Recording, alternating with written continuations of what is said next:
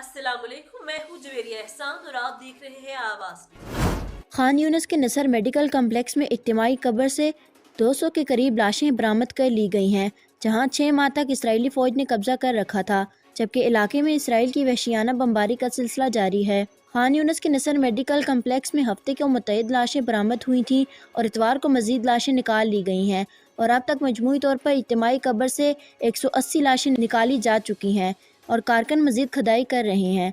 Israel के वहशियाना कार्रवाइयों में शहीद होने वालों में 2/3 बच्चे और ख़वातीन हैं, जबकि शुहदा की असल तादाद इससे कई गुना ज़्यादा है, क्योंकि कई लाशें फ़िज़ाई कार्रवाई का निशाना बनने वाली इमारत के मलबे तले दबी हुई हैं और इन इलाकों में इमदादी टीमों का पहुंचना भी मुश्किल है। बेनज़ीर भुट्टो शहीद यूनिवर्सिटी लियारी कराची के कायम मकाम vice chancellor doctor Amjad Siraj Memon ने कहा कि मुश्तरका मफादात की कौंसिल की मंजूरी के बगैर HEC सूबाई जामियात के फ़ंड्स नहीं रोक सकती। HEC की जानिब से आइंदा माली साल के लिए सूबाई जामियात के फ़ंड्स रोके जाने की इतला पर तनकीद करते हुए कायम मकाम वाइस चांसलर ने कहा कि वफाकी हायर एजुकेशन कमीशन के फैसले के मुताबिक 1 जुलाई से सूबे भर की चार्टर्स यूनिवर्सिटीज़ को जो फ़ंड्स जारी की जाती हैं उसे रोक दिया जाएगा। सालाना फंड्स के रुक जाने से सूबे भर की जामियात को जो नुकसान होगा उसका अंदाज़ा लगाना मुश्किल है। उन्होंने मज़ीद कहा कि किसी भी यूनिवर्सिटी की इंतज़ामिया मुकम्मल होनी चाहिए। मैं यहाँ का कायम मकाम वाइस चांसलर हूँ, लेकिन लियारी यूनिवर्सिटी को मुस्तकिल वाइस चांसलर की ज़रूरत है। मुल्क में कौमी असम्बली की 5 और सूबाई असम्बली की 16 खाली नशिस्तों पर ज़मनी इंतखाबात में पोलिंग का वक्त ख़त्म हो गया और अब वोटों की गिनती जारी है। पोलिंग सुबह 8 बजे शुरू हुई, जो शाम 5 बजे तक बगैर किसी वक्फे के जारी रही। इलेक्शन वाले इलाकों में मोबाइल और इंटरनेट सर्विस बंद है। गवर्नमेंट प्राइमरी स्कूल निज़ामपुरा और पोलिंग स्टेशन पर नंबर 33 कोट नाजू समेत कई पोलिंग स्टेशन पर सियासी कारकुनों में झगड़ा और तसादम भी हुआ। बाज़ जगह फायरिंग के बायस पोलिंग का अमल रोक दिया गया, ताहम पोलिंग नफरी के जरिए सूरत हाल पर काबू पाने के बाद पोलिंग बहाल कर दी गई। गवर्नर सिंध कामरान खान टिसौरी ने मारूफ अदीब अनवर मकसूद से उनकी रिहाइशगाह पर मुलाकात की। अनवर मकसूद ने नौजवानों के रोज़गार के हवाले से गवर्नर सिंध के मंसूबे की तारीफ़ की और कहा कि यहाँ रोज़गार नहीं मिल रहा और पढ़े लिखे नौजवान बेरोज़गार फिर रहे हैं। गवर्नर सिंध काबिल सताइश काम कर रहे हैं। मारूफ अदीब ने कहा कि सब मिलकर नौजवानों को रोज़गार की फराहमी के लिए काम करना है और इस काम के लिए मैं हर तरीके से गवर्नर सिंध के साथ खड़ा हूँ। अनवर मकसूद का कहना था कि हम सब मिलकर दूसरों के लिए काम करें और सूबे को खुशहाल बना दें। जापानी फ़ौज के 2 हेलीकॉप्टर्स तरबीती प्रवास के दौरान समंदर में गिरकर गर्काब हो गए। दोनों हेलीकॉप्टर्स में मजमूई तौर पर 7 अफसरान सवार थे। वज़ीर दिफा मनोरो केहारा ने बताया कि हादसे का शिकार होने वाले हेलीकॉप्टर्स रात को आबदोजों का मुकाबला करने की मशक़ें कर रहे थे। हेलीकॉप्टर का मलबा समंदर पर तैरता हुआ मिल गया। जिस समुद्री इलाके में हादसा पेश आया वहाँ कोई बहरी जहाज़ या लड़ाका त्यारा मौजूद नहीं था, इसलिए हेलीकॉप्टर्स के तबाह होने में किसी दूसरे मुल्क के मुलविस होने का इम्कान नहीं है। जापान की सेल्फ डिफेंस फोर्स 2 हेलीकॉप्टर्स के समंदर में गर्काब होने की तस्दीक करते हुए बताया कि सिर्फ एक एहलकार को समंदर से निकाला जा सकता था, जिसने दौरान इलाज दम तोड़ दिया। एयरलाइन इंडस्ट्री ज़मीन के माहौल में हर साल हज़ारों टन ग्रीन हाउस गैस खारिज करने के सबब के तौर पर जानी जाती है, लेकिन एक नई तहकीक में मालूम हुआ है कि प्लास्टिक इंडस्ट्री में इससे कई गुना बदतर है।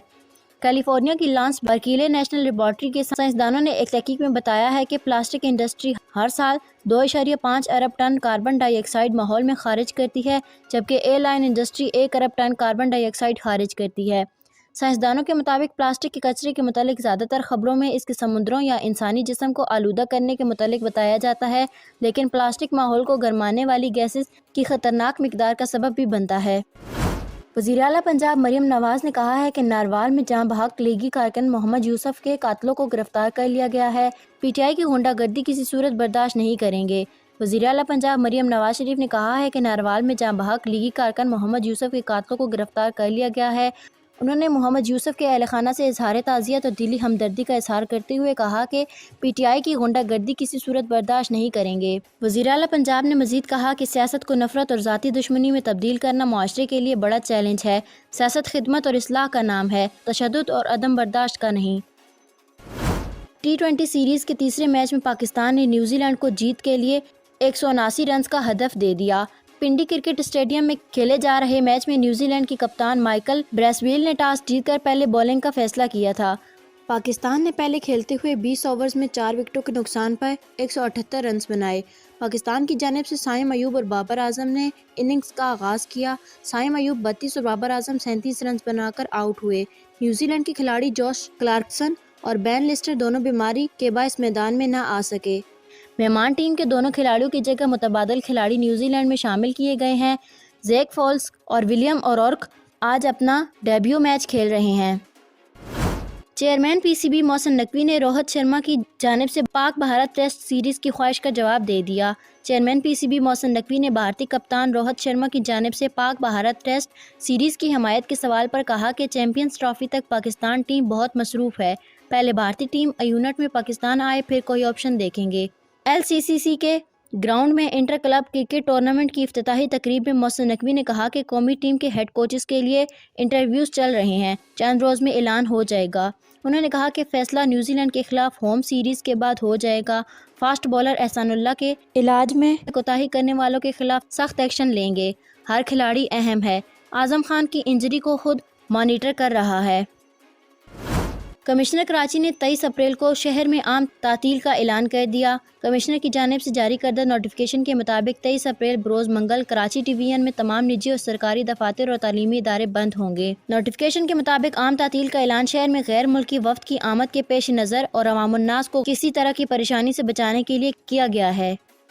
آواز نیوز سے فی الوقت اتنا ہی۔ مزید خبروں اور اپڈیٹس کے لیے دیکھتے رہیں آواز نیوز۔